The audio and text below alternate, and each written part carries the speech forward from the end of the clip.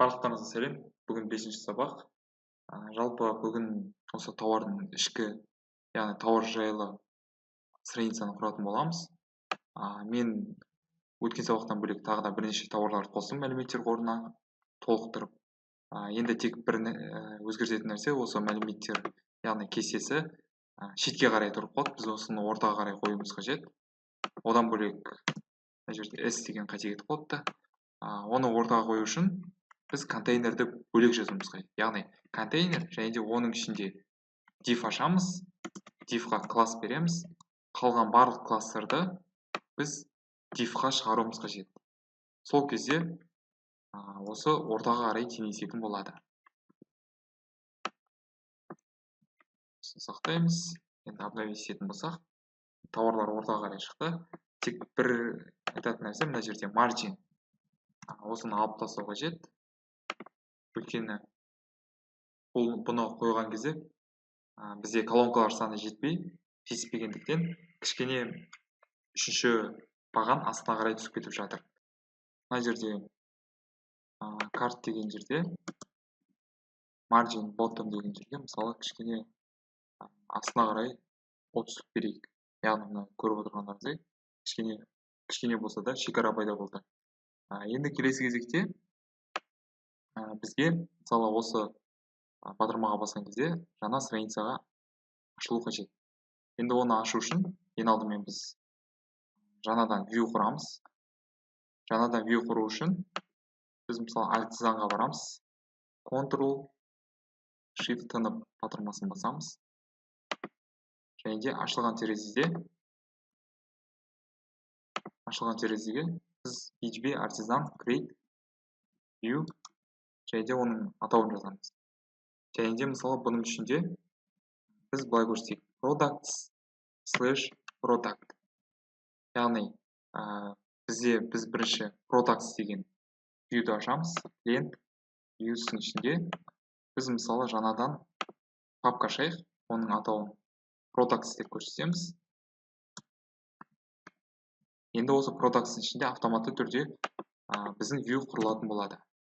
Enterді басамыз, мына қосылды. Products ашатын болса, автоматты түрде products осы директориясының ішінде қосылатын болады. Енді келесі кезекте осы страницаға сілтеме қосамыз. Ол үшін routes және де web.php-ге қарай өтеміз. Және де астына жаңадан route қоятын боламыз. Middleware бізге әзірше қажет емес.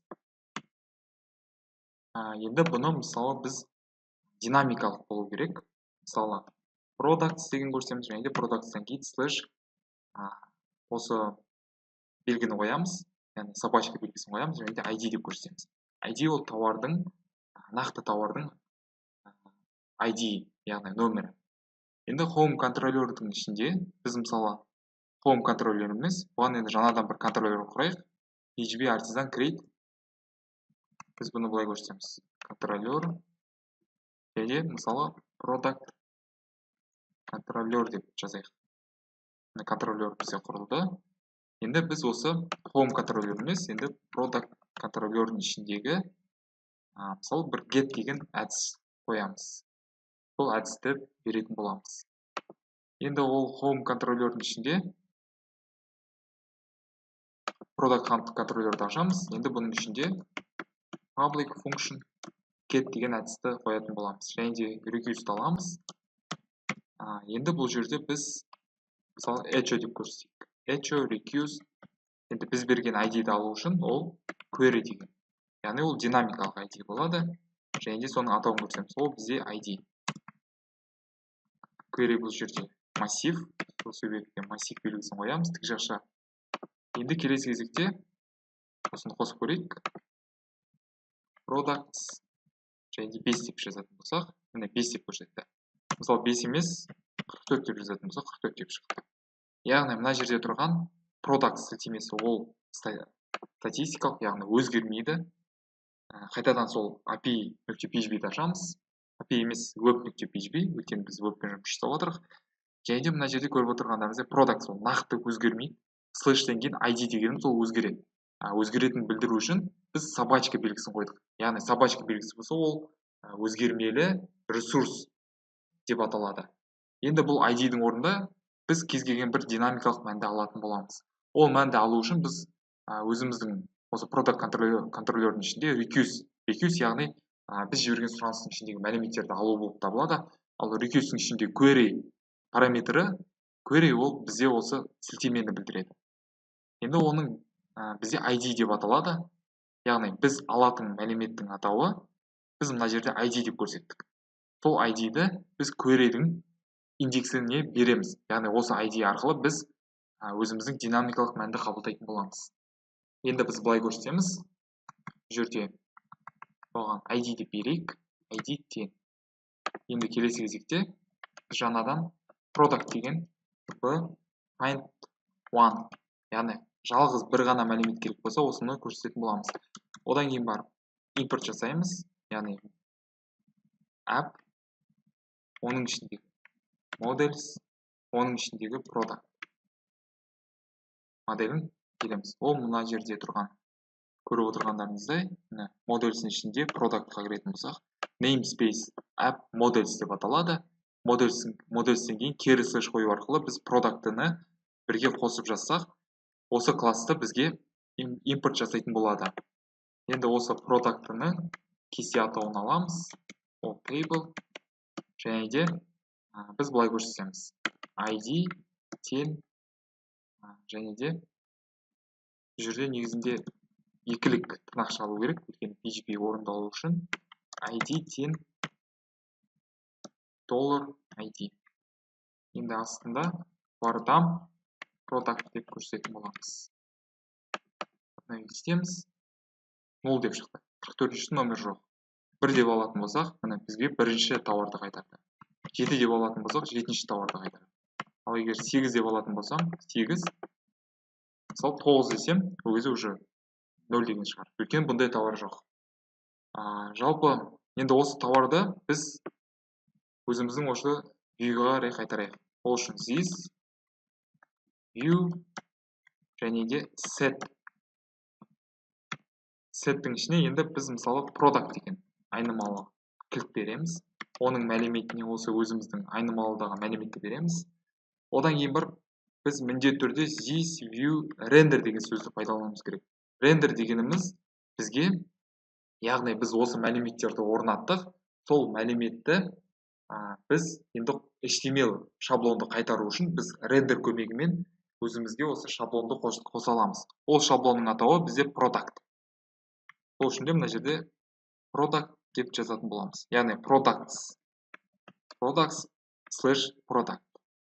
Міндетті түрде рендер болу керек. Рендер болмаса, бізге ешқандай да шаблон нәтиже ретінде қайтарылмайтын болады.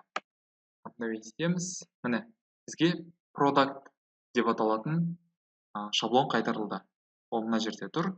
Енді осы бізге берілген мәліметті шығарып көрсететін болсақ, мысалы, мына жерге product нүкте, мысалы, атауын алайық. Name көрсетеміз. Етеміз. Біз 9 деп бердік. Бұндай жоқ, бұндай тауар жоқ. 8 деп аламыз. Міне, 8-ші тауардың атауы шықты. 1 деп алатын болсақ, 1-ші тауардың атауы шығады. Ал егер басты бетке оралатын болсақ, ол кезде міне бізде бүкіл тауарлар шығады. Енді мына жерде бір минус бар. Мысалы 10 деп алатын болсақ, тауар болмаса да бізге осы страницаны қайтарады. Енді бұның алдын алу үшін бізге дәл осы кезде middleware деген қасиетті, яғни middleware деген класс көмекке келеді. Оны біз app және де middleware деп аталатын осы бір директориядан таба аламыз. Бізде мысалы қазіргі кезде test middleware деген бар. Test middleware бізге қажет емес. Мысалы delete деп өшіре салсақ болады. Ол өзі стандартты түрде өзі орнатылған middleware. Енді мына жерде біз API web.php-дің ішінде бізде автомат түрде, стандарт түрде test middleware қосылған. Бұны өшіріп тастадық. Бұны алып тастасақ болады. Енді бізге жаңадан middleware құру қажет. Мына жерде көріп отырғандарыңыздай middleware-де дәл солай create middleware командасымен құрылады. PHP artisan create middleware, және де мысалы біз middleware'дің атауын береміз. Мысалы біз былай көрсетейік. Product ID middleware деп. Middleware бізде құрылды. Енді бұның ішінде біз осы бізге берілген ID-ді алуымыз қажет. Оны біз былай аламыз. Recuse деп жазамыз. Және де оның ішінде query, дәл контролердің ішінде жазғандай аламыз. ID. Өткені мына жерде көріп отырғандарыңыздай ID деп жазылған. ID-ді көрсетеміз. Енді ID-ді алдық. Осы ID-ді біз тексеруіміз қажет. Енді ID-ді тексеруден бұрын біз мысалы былай жасаймыз. Product TP және де біз man деп көрсетеміз.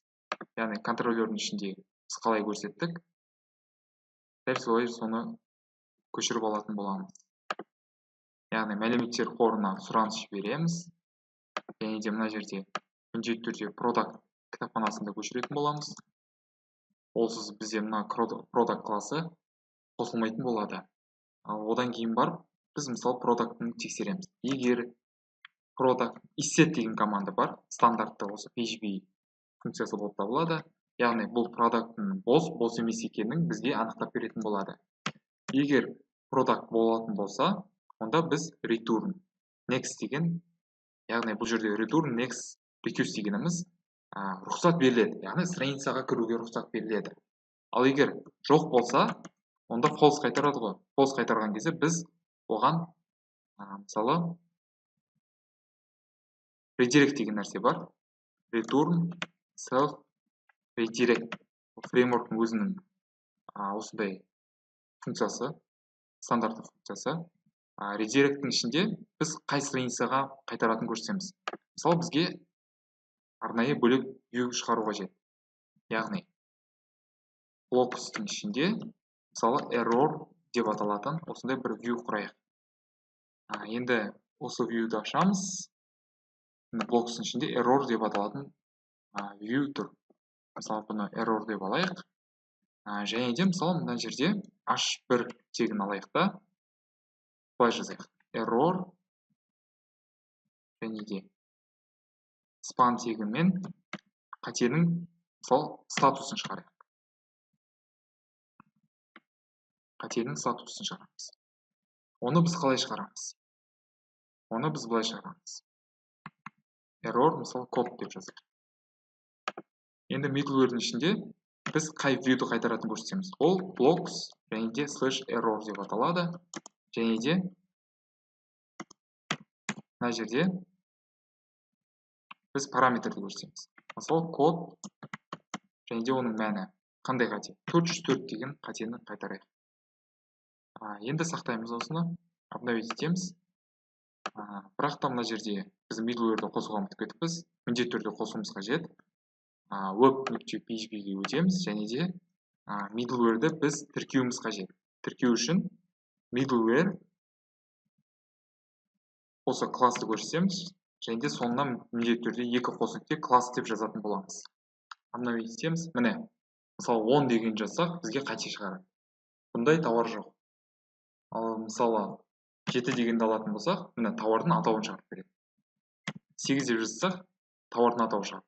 Ал егер 80 десек, міне 404 деген қатені шығарып береді.